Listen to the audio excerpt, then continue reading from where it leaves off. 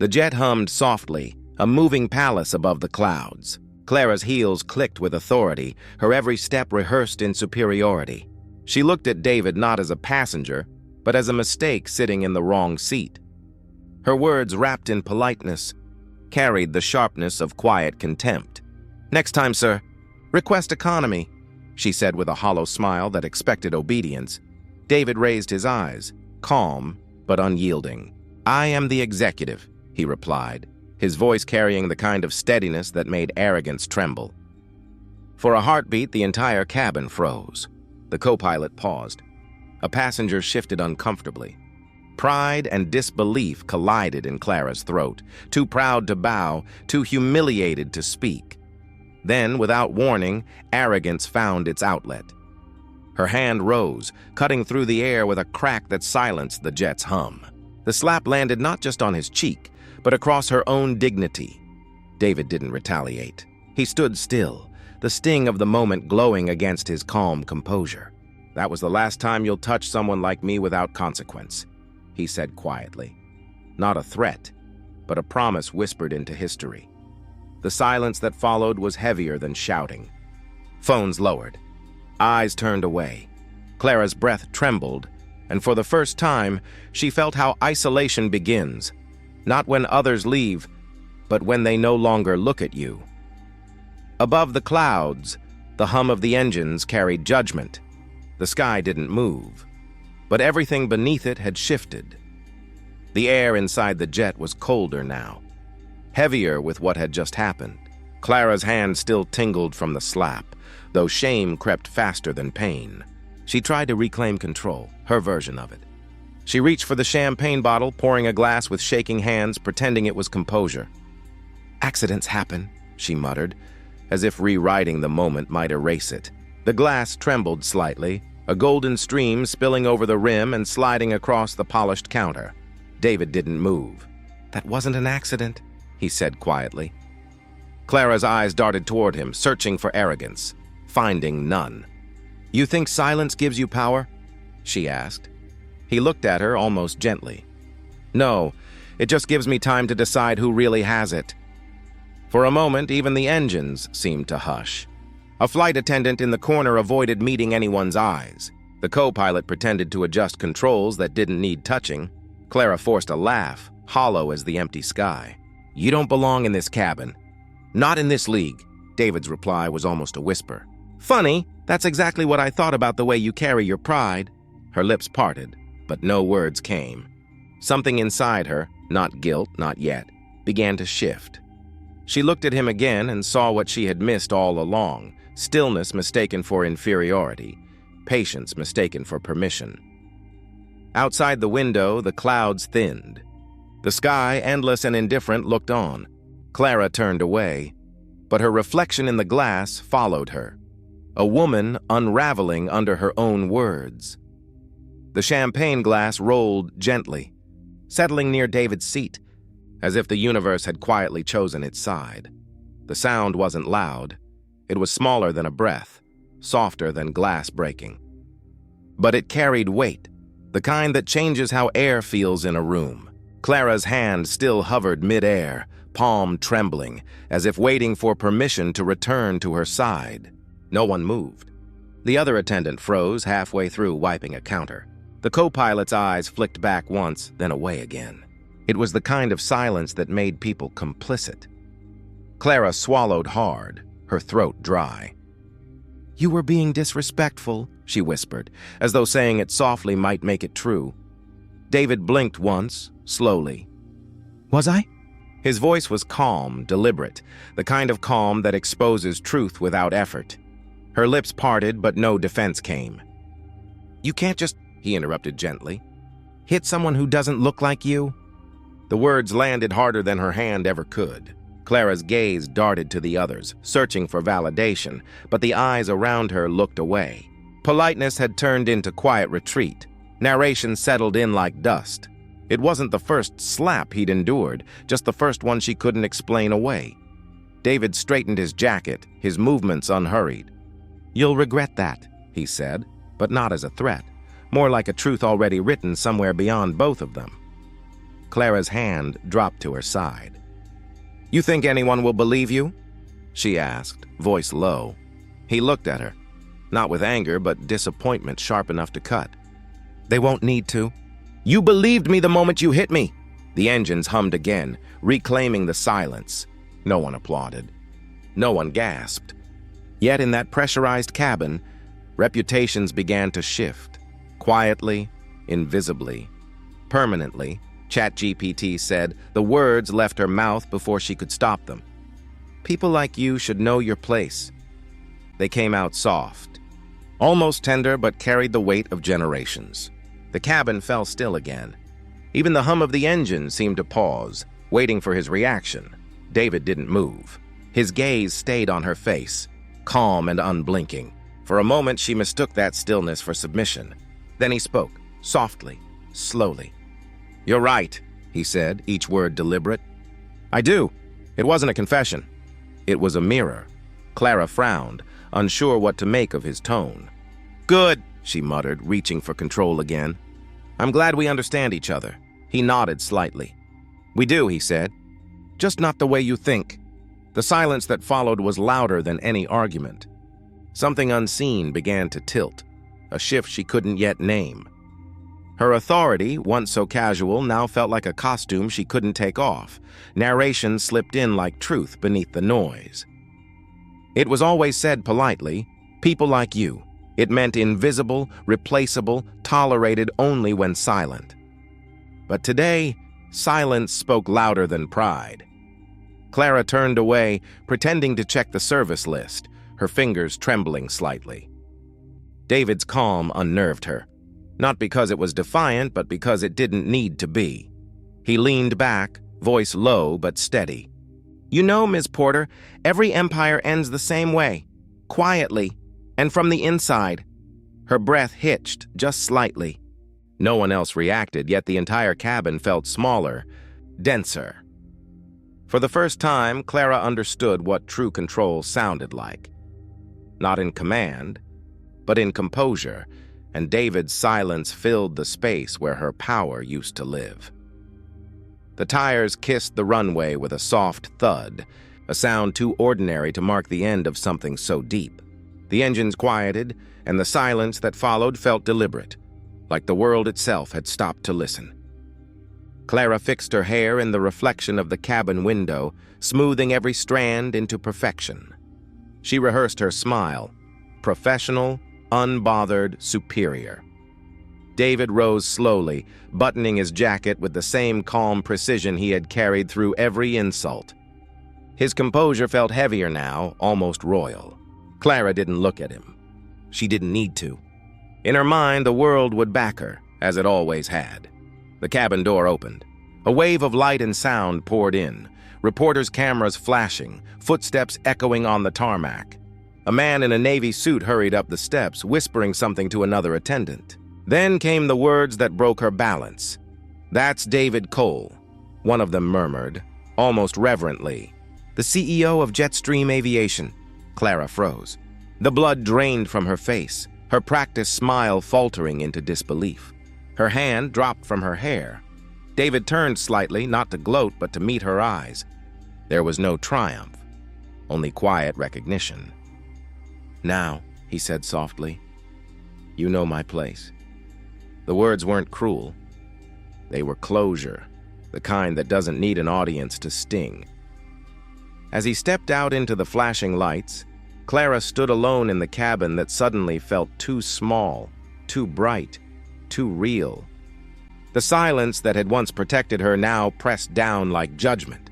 Outside, the cameras kept clicking. Inside, her world landed harder than the jet ever could. The hangar smelled of metal and regret. The jet rested in the shadows, engines clicking as they cooled like something alive slowly dying. Clara followed the supervisor down a narrow hallway toward a bright, sterile office. Her heels clicked with confidence she didn't feel. Every step was a rehearsal. Shoulders back, chin high, face calm. She still believed the world would bend, as it always had, to her version of truth. "Have a seat, Ms. Myers," the HR officer said quietly. The room was too white, too clean. A faint hum filled the silence, louder than any voice. Clara sat down, crossing her legs with deliberate grace. "I assume this is about that misunderstanding," she began, forcing a small smile. The man across the table didn't answer immediately. He slid a folder forward. "We've reviewed the cabin footage," he said simply. Her throat tightened, but she leaned back, pretending not to care. "You're taking his word over mine?" "No," he replied. "We're taking the videos." Outside the office window, flashes burst in the night. David walked through the crowd, silent, expressionless, composed. Reporters shouted his name, hungry for a reaction. He gave none. Each unanswered question became its own kind of thunder. Inside, Clara's voice cracked. "Do you have any idea what this will do to me?" The HR officer looked up, steady. "Maybe you should have thought of that before you laid a hand on him." Clara's eyes darted to the window. She saw David walking away, every camera chasing him, not her. "The world had shifted. I made one mistake," she whispered. He closed the folder. "Yes," he said softly. "But you made it in front of the wrong man!" The hum grew louder, her silence heavier. The hanger swallowed her pride whole. The silence in the office pressed against Clara's chest like weight. The HR officer's words still echoed. "You made it in front of the wrong man." Her mind drifted backward, uninvited to all the times she hadn't been wrong, or rather, the times the system had decided she wasn't. She remembered Marcus, the soft-spoken flight attendant with the kind eyes. He'd once told her quietly, "Clara, some passengers don't see us the same way." She'd laughed, brushing it off. A week later, Marcus was gone. "Transferred," they said. No explanation, no farewell, just gone. Her reflection flickered on the glass wall, the same uniform, same smile she'd always used to survive the job. But now it looked like a disguise. David's voice from earlier replayed in her head. "You don't have to raise your hand to remind someone who you think they are." At the time, she thought it was arrogance. Now it sounded like a warning she'd ignored. A knock pulled her back. The HR officer re-entered with another woman, older, quiet, eyes heavy with memory. "We've had reports before," the woman said softly, "about your behavior. But it was always handled privately." Clara swallowed hard. "Handled privately?" "Yes," she replied. "Protected, really," the word stung. She wanted to argue, to remind them of her years of service, her awards, her spotless record. But she couldn't. Because deep down, she knew. Those records were spotless because someone else had been made invisible. The woman closed the file slowly. "You weren't the only one in that cabin who lost control, Clara. The rest of us just kept quiet." For the first time, Clara had nothing to say. The silence was no longer comfortable. It was truth. Phones buzzed in rhythm, short, nervous vibrations cutting through the hall. Clara sat outside the conference room, staring at the frosted glass where silhouettes moved like ghosts. Every muffled word felt like a verdict. Inside, her name floated in fragments. Public image, unnecessary exposure, internal review. The language of protection, neatly rehearsed. Her supervisor, Mr. Lang, stepped out, face pale and tight. "Clara," he said softly, "don't take this personally. It's complicated." She forced a nod. "Complicated?" He hesitated, lowering his voice. "The board's panicking. The video's everywhere. They want a statement, one that doesn't divide the public." She leaned forward. "So I'm the scapegoat?" He sighed. "You're the visible part of a mistake. That's how this works." Her throat tightened. "And what about him?" "The man Don't," he interrupted quickly. "Don't say his name. He's not just anyone." His voice dropped to a whisper. "That's David Cole, Clara, the CEO of Jetstream Aviation." The words hit harder than the truth itself. "You knew?" Lang didn't answer. He just looked at her. The kind of look that said, "You were useful until you weren't." Behind the glass, voices rose again. "Spin this as a diversity issue. Apologize without admitting fault." Clara's fingers dug into her lap. For the first time, she realized the quiet cruelty of the room, the polished racism dressed in professionalism, the sympathy that served as a shield. Lang straightened his tie. They'll issue a statement soon. Just stay silent for now." She almost laughed, a small, broken sound. "Silence," she whispered. "That's how it always survives, doesn't it?" Lang didn't reply. He didn't have to. The walls already had, ChatGPT said. Clara sat on the edge of her bed, the glow of her phone painting her face in cold light. Notifications rolled endlessly. Red dots, comment threads, hashtags. Jet justice. Say his name. Flight shame. Each one a verdict. A mirror she couldn't turn away from. Her hand trembled as she scrolled through posts. Screenshots, leaked messages, old crew photos. One comment read, "She laughed when a passenger called me boy. I never forgot." Another, "We all knew what she was. We just needed someone powerful to see it." The words hit harder than any slap. Clara's breath caught. She whispered, almost to herself, "They're lying." "They're all lying," a message popped up. Her supervisor, "Deactivate your social accounts. HR will handle the press." "Stay quiet," she typed back. "Handle? You mean bury." Then erased it before sending. Silence was still their language. Across town, David sat in his study, reading the same headlines. Reporters demanded statements. Activists demanded accountability. He said nothing. His stillness was louder than outrage. On TV, a host spoke carefully. "This isn't just about one woman. It's about a system that let her believe she'd never be questioned." Clara looked up at the screen, her reflection faint behind the news ticker. The irony cut deep. The same world that once bowed to her smile now dissected her face, her tone, her choice of words. Her phone buzzed again, a message from an unknown number. "It hurts, doesn't it? Being unseen when you're finally seen." She froze, staring. No name, no context. But she knew, outside, the city hummed. Inside, her silence finally began to sound like consequence. The air in the courtroom felt still, like truth itself was holding its breath.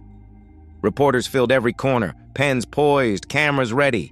Clara sat at the table, her eyes hollow from nights without sleep. Across from her, David sat quietly.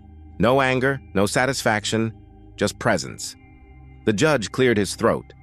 "Mr. Cole, you may speak." David stood, his movements slow, deliberate. "I'm not pressing charges against her," he said, voice calm, cutting through the silence. "Only against what raised her." A murmur rippled through the room. Confusion, discomfort, realization. Clara's lawyer whispered for her to look composed. She tried, but her lips trembled. David continued, "She's not the disease. She's the symptom. The company, the culture, the silence. That's what let her believe she was untouchable." Clara's eyes darted toward him. "You think I wanted this?" Her voice cracked. "I was just doing my job." He looked at her, steady. "Your job wasn't to decide who deserved respect." The courtroom went still again. The judge didn't interrupt. No one did.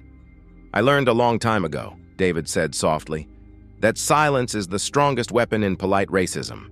And it's time we disarm it." Clara looked down, clutching the table's edge. For the first time, her arrogance collapsed into something human, fear, maybe shame. When he sat back down, the room didn't applaud. It just breathed differently. Outside, headlines were already forming. David Cole redefines justice. But inside, Clara's world folded in on itself. Her lawyer leaned in. "We can fix this," he whispered. She shook her head faintly, eyes on David. "No," she murmured. "You can't fix what people finally see." The courtroom hummed with the kind of silence that made even whispers feel like crimes. Reporters leaned forward. The judge's gavel had fallen once, and the nation held its breath. Clara sat stiff, her palms pressed together, knuckles pale. Across from her, David's stillness was almost unbearable. He didn't look angry. That made it worse. "Mr. Hayes?" The prosecutor's voice broke the stillness. "Would you like to make a statement before the hearing begins?" David didn't move at first. Then, slowly, he stood. His voice was quiet, almost fragile. "I've been asked what I want," he said, eyes fixed on Clara. "What I want is for her to understand. Silence isn't peace. It's exhaustion." Clara's jaw trembled. She tried to meet his eyes but failed. The words lingered in the air, heavier than any accusation. "I didn't mean—" she started, her voice cracking. David interrupted, soft but sharp. "You didn't mean for it to be seen. That's all." The courtroom shifted. Even the judge blinked slower. Clara swallowed hard. "You don't know what it's like?" "No," David said. "You don't." The lights above flickered slightly. Reporters scribbled, but no one dared breathe too loud. For the first time, Clara looked small, not because of what she'd lost, but because she'd run out of versions of the truth. David sat down again, the weight of years falling with him. The prosecutor nodded quietly, almost in respect. No further questions, and just like that, the hearing began, not with shouting or denial, but with one man's exhaustion finally being heard by a country that had mistaken his silence for peace. Clara's lips quivered as she spoke, the words tumbling out too fast, too desperate. "I didn't mean it that way. You have to believe me." Her voice cracked, echoing in the still courtroom like glass splitting under pressure. She tried to smile through the fear, a trembling imitation of control, but her hands betrayed her, shaking as she gripped the stand. David didn't look up right away. He stared at the table before him, his thumb running slowly over a faded scratch in the wood. When he finally lifted his eyes, his voice carried no anger and only weight. "Meaning fades," he said softly, "when pain repeats." The words hit harder than shouting ever could. Clara's practiced poise collapsed. Her mascara streaked as tears slid down, black rivers marking every lie she had rehearsed. "You don't understand," she whispered, almost to herself. David tilted his head slightly. "I understand more than you think," he said. "I've heard your kind of sorry before, in boardrooms, on sidewalks, in whispers. It always sounds the same." The crowd stayed silent. Even the judge didn't interrupt. Clara's breathing grew shallow, uneven. I panicked. "I didn't know who you were." "That's the point," David replied. "You didn't care to know. For a moment." The space between them thickened, not with words, but with the truth she'd spent weeks avoiding. Her shoulders sank, the arrogance slipping off like a heavy coat. She looked smaller now, almost fragile, as if the world had suddenly turned the mirror back on her. David exhaled slowly. "You don't need to apologize anymore," he said. "You just need to stop pretending you ever saw me." And that silence, raw, final, and unanswerable, spoke louder than anything left to say.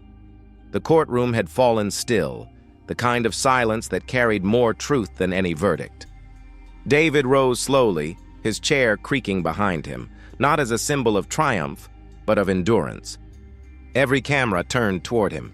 Every heartbeat seemed to wait for what he'd say next.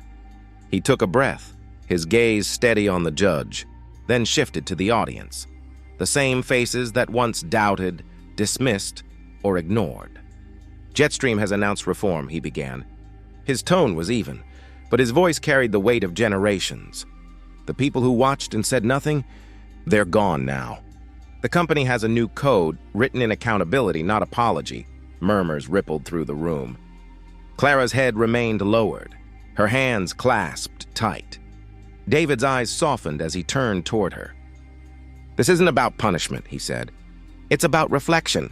Clara looked up, her face pale, stripped of pretense. "I've already lost everything," she whispered. He shook his head gently. "You didn't lose your job," he replied. "You lost your reflection." The words lingered, quiet, devastating. A few in the audience lowered their eyes, as if the sentence had been meant for them too. Narration settled over the moment like a breath of wind. Justice doesn't always come with noise. Sometimes it comes as silence returning home, to those who have long been unheard. David turned back toward the bench. "This isn't victory," he said softly. "It's just the truth, finally standing where it belongs."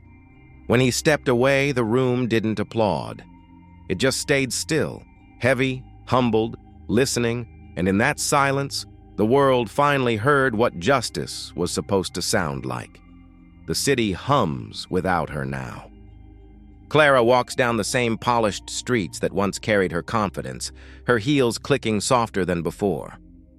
The glass towers, once symbols of pride, now mirror her with cruel honesty, hollow eyes, trembling hands, and the weight of a silence she can't escape.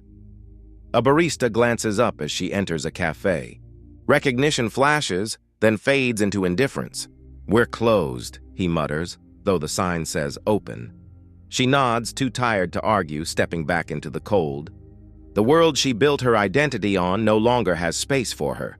She scrolls through her phone, pausing on a photo, her in uniform, smiling mid-air beside executives, champagne in hand. The comments that once praised her are gone, replaced by threads of anger, memory, and truth. She whispers almost to herself, "I didn't mean harm." A woman passing by turns. "You didn't have to," she says quietly, then walks on. Clara stands still. The words sting more than any headline. Didn't have to. Narration slips in like an echo. Some falls don't make noise. They just erase your name from the places that once applauded you. She stops near a bus shelter. Her reflection merges with an ad for Jetstream's new era of equality. David's face is there, smiling faintly. His eyes, printed on glass, seem to look straight through her. Her breath catches. "You won," she murmurs. A stranger beside her shakes his head. "No," he says. "He just stopped losing." Clara lowers her eyes. For the first time, she doesn't argue. She just exhales, quietly, as if surrendering to the truth that's been chasing her since the jet. The cemetery is quiet, the kind of quiet that doesn't ask for words. Wind moves through the trees, carrying the faint hum of traffic from far away. A reminder that life keeps going, even when names fade from headlines. David kneels before the grave, the marble simple, his reflection faint on its surface. He places a small bouquet of lilies. "Hey, Ma," he whispers, voice steady but soft. "It's done." Silence answers him, not empty but full. He unfolds a small note creased from being read too many times. "I spoke, not shouted," he reads under his breath, a small smile flickering at the edge of his lips. "You always said truth doesn't need a megaphone," he exhales. "They listened, Ma. Not all of them, but enough." A woman passing by, older, gray scarf, kind eyes, pauses a few steps away. "You're him," she says, not as question, but recognition. David nods once. "Just a man visiting his mother." She smiles faintly. "You made us proud. You didn't fight dirty." He looks up, calm. "That's the only fight worth winning." She nods, tears soft in her eyes, then walks away. Narration drifts in. Some victories don't roar. They breathe quietly, where forgiveness meets fatigue. David brushes a fallen leaf from the gravestone. "You know," he murmurs, "she lost everything, and I didn't even raise my voice." He stands, straightens his coat. The world may still carry its cracks, but for the first time, he feels whole inside them. As he walks away, the wind lifts the note from the grass, carrying his words into the air. "I spoke, not shouted." And for once, silence feels like peace. The elevator doors open with a soft chime. David steps out, hands in his pockets, eyes scanning the renovated lobby of Jetstream headquarters. The air feels different, lighter, but still carrying the memory of what it used to be. The portraits that once showed smiling executives now feature pioneers, black aviators, women who broke ceilings, faces history almost erased. A young trainee greets him. "Sir, thank you for visiting. We've made a few changes." Her voice trembles slightly, the way someone speaks when they're standing inside a moment bigger than themselves. David nods. "I can see that." They walk down the corridor. The old slogan, "Excellence above all," has been replaced with dignity in every flight. A supervisor, nervous but sincere, joins them. The program's rebuilt. Inclusion training, grievance channels, transparent hiring. It's different now. David looks through the glass at a group of attendants in session. Voices raised not in fear, but in conversation. "Good," he says quietly. "Different's a start." The man hesitates. "You could have destroyed us. Why didn't you?" David's gaze doesn't waver. "Because I wasn't trying to bring anyone down. I just wanted people to look up and see everyone." Silence lingers, not uncomfortable, just real. Narration settles softly. Justice didn't roar that day. It whispered, and the world still heard. As David exits, he looks out the massive window facing the runway. A plane rises into the sky, smooth, effortless, balanced. The same sky, he thinks, but new eyes now watch it. Eyes that once looked down, now learning to see across. He exhales, faint smile forming. Finally, he murmurs, the sky changed.